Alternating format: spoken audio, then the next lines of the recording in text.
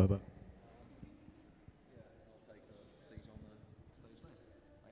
Where am I going? Oh, yeah. Okay.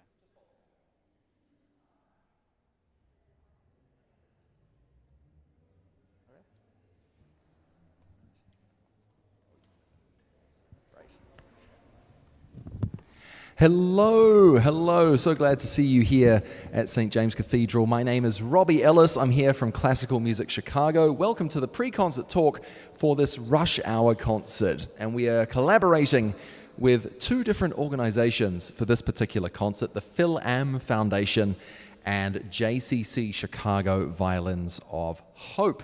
The concert will start at 5:45. We're going to do a brief talk about the music and about the organizations that we're collaborating with today. So I'm going to introduce some guests. Immediately to my right is Matt Charnay. He is the Education Program Director, something, you can clarify your title later, it's fine, of JCC Chicago. JCC technically stands for Jewish Community Centers, but it's one of those organizations that abbreviates its name so often that we forget what it stands for, kind of like KFC. Next to Matt is Marian Mayuga. She is a violinist originally from Quezon City in the Philippines, now living here, a member of Civic Orchestra Chicago.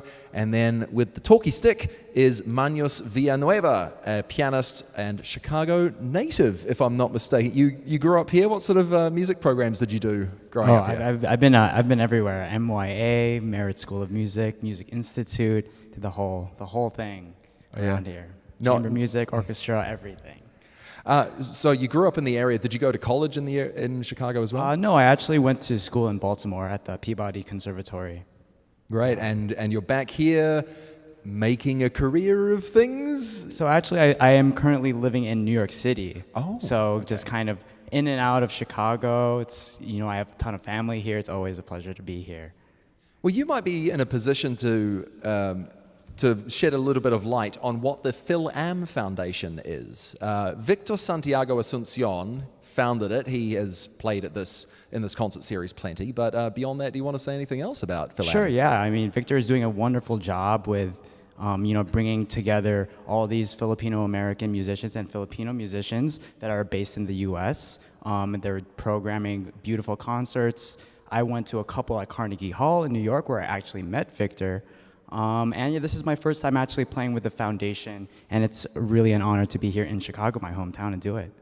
Was it a part of, I can't remember when he founded it, was it around when you were coming up as a high schooler, pre-college student? I'm not 100% sure. I've only been kind of affiliated for the past couple of years. I think it's quite a new foundation, actually.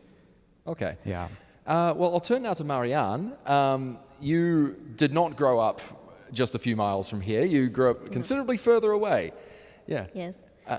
So how about you give some of your story and how you came to live in Chicago? Yeah, so I moved here in 2017 to study at DePaul University for my master's in violin performance. But before then, I did my undergrad in the Philippines at the University of the Philippines. Was it a particular challenge to come to the States to study? Oh, definitely, Yeah. because it's not just an issue of learning, getting used to a new language, but also learning about the culture and also the differences in how people value music, What are some of those differences between the Philippines and the States? Well, definitely I would say, in particular in Chicago, there's a very vibrant art scene. So I would say that it's really fulfilling to be a musician here, because a really difficult struggle we have in the Philippines is the economy. So it's really hard to pursue the arts there. So I'm really thankful to be here. Great. And are there people who have given you scholarships that you particularly want to thank, or you're getting by with scholarships, finding work, that sort of thing? Yeah, definitely. At DePaul, I was thankfully granted what was it called? A performance award when I entered. And then also it's a huge help to my sister, if she's listening to this broadcast, who really supported me because she came here before me as a doctor. So having a family member to support you here when you move is a huge deal. And also when I studied again after DePaul, having assistantships, and then later on knowing Victor for these performance opportunities is what helps forward my career, you know. Fantastic. Well, let's talk to Matt now. This is a bit of an unusual concert because, if I'm not mistaken, the 4 string players are playing on instruments that they don't normally play. And of course, Magnus, you're playing on an instrument you don't normally, but it's part of the job that you swap instruments every day. But string players, it's a little less usual. So tell us about Violins of Hope. True.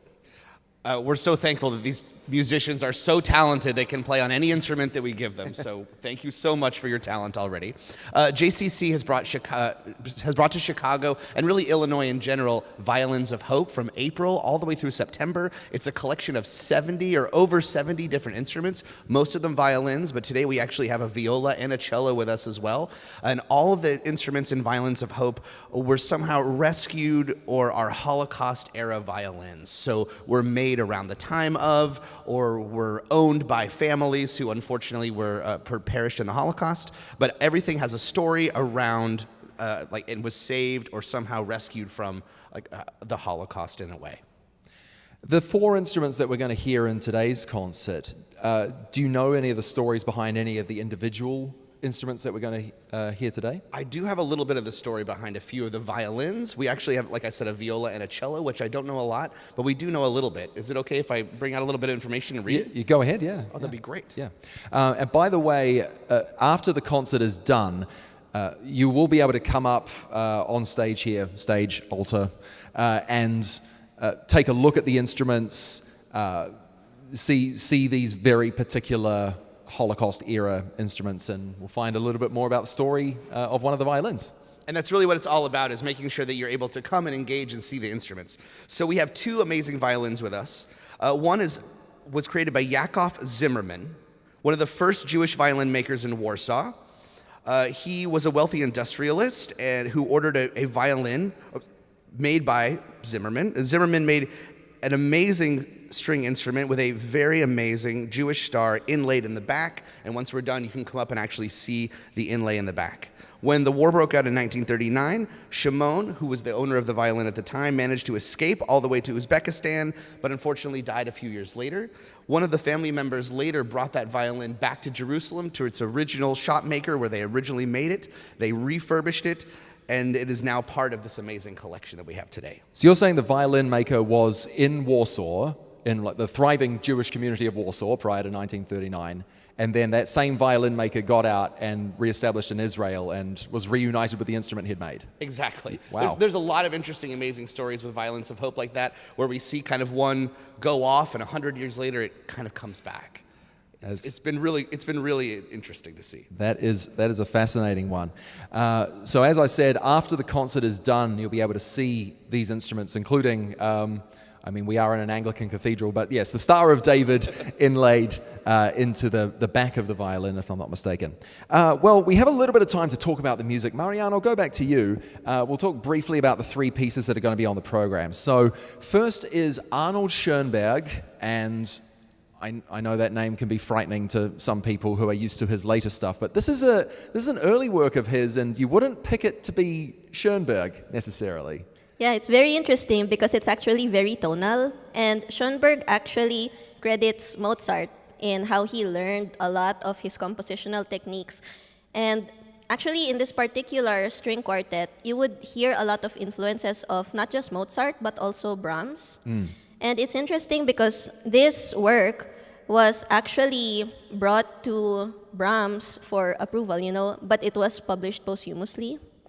And it's really interesting because Schoenberg spent a lot of time working on this and feeling really fulfilled about the output. But it's really interesting in hindsight to see the kind of voice he had there and how he later on changed his voice in the compositions we know better.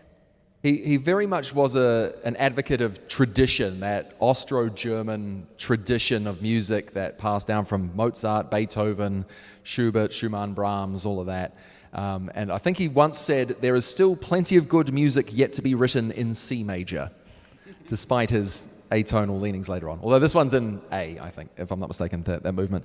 And then after that, Florence Price's movement, Florence Price's music. Magnus, as a fellow Chicagoan, maybe you can speak to this one. I'm guessing by now you've probably played a bit of Florence Price's music here and there? So funny enough, this is actually the first piece by Florence Price that I've been able to dive into and perform, and it's really, really an amazing piece. It's very short in 3 movements, almost kind of like a collage is what it reminds me of. The harmony isn't necessarily what you would expect from like traditional harmony. The chords shift from different major keys almost kind of out of nowhere, which is really interesting.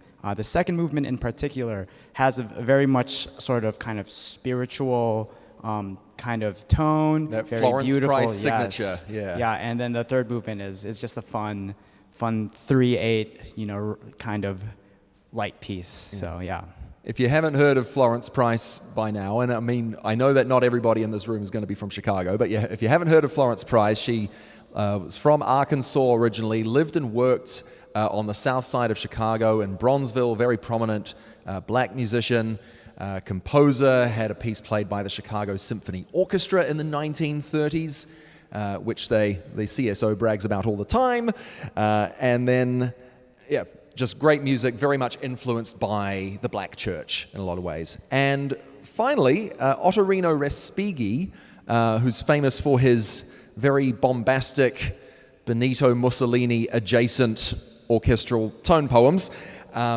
Just like the Schoenberg that we're going to hear, another piece that was written when the composer was quite young, piano quartet. Are there any moments of the Respighi, for both of you, that you'd like us to listen out for? So funny enough, Marian, when you mentioned Brahms' influence on Schoenberg, I really see that in this quintet as well. It's in the same key, in F minor, and has a lot of very kind of tremolo action in the piano, lots of arpeggios, very, very kind of late romantic sort of music. It's a very, very beautiful piece. Yeah, and it's really interesting how even though it comes in 3 movements, the first movement is almost, the length of both the second and third movements or longer. And it's a monumental first movement, but even in its thematic material, it has really long lines and lush harmonies, which I really think, really brings out how the contrast between the strings and the piano can have this really good interaction and have this really meaningful and harmonic, structure. Fantastic. So it's a great range of music that we're going to hear today. Schoenberg, Price, and Respighi. Before I finish up, I'd just like to let you know about a couple of other Classical Music Chicago events coming up. Tomorrow's Dame Myra Hess Memorial Concert, which is at the 17th Church of Christ Scientist, the crazy round whitish building on Wacker Drive, has Monpo Lee and Anna Hahn playing cello and piano, Alfred Schnittke's Suite in the Old Style, Igor Stravinsky's Suite Italienne, which is music from his ballet Pulcinella, always appealing, and Sulkhan Tsintsadze, a Georgian composer, his 5 pieces on Georgian folk themes. That's the hidden gem of this concert. That's at 12:15 tomorrow. You can go in person or you can listen live on WFMT. And then next week right here is the finale of this summer's Rush Hour concerts. Trio Diorama will play music by Bungani Ndondana Breen and Felix Mendelssohn. So come back here. 5:45 for the concert, 5:15 for the pre-concert talk. Please join me in thanking Matt Charnay, Marian Mayuga, and Magnus Villanueva.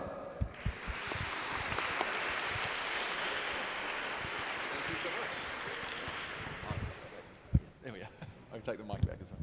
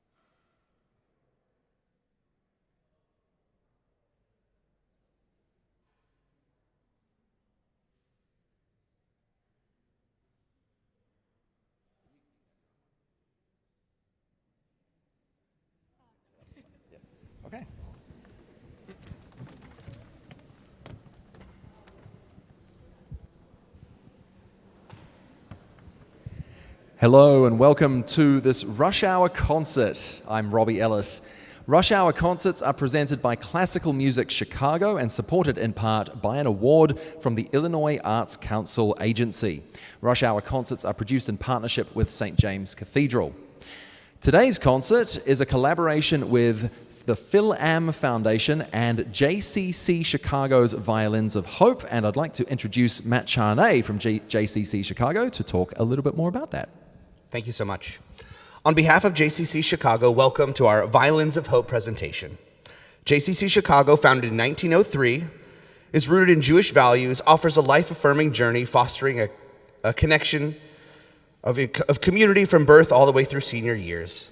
It's JCC's Chicago's mission to strengthen the Jewish community from generation to generation, Lador Vador. Bringing Violins of Hope to communities around the state of Illinois reinforces our agency's role in fighting anti-Semitism and leaving the world a better place for our future generations. Violins of Hope is a collection of more than 70 string instruments, including cello and viola, which were played by Jewish musicians before and during the Holocaust. They have been painstakingly restored by Moshe, Amnon, and Avshalom Weinstein from Tel Aviv, Israel, and are now traveling around the state of Illinois for cultural exhibitions, for performances, and community education with the message of hope, resilience, and unity. Thank you so much for joining us today. Enjoy.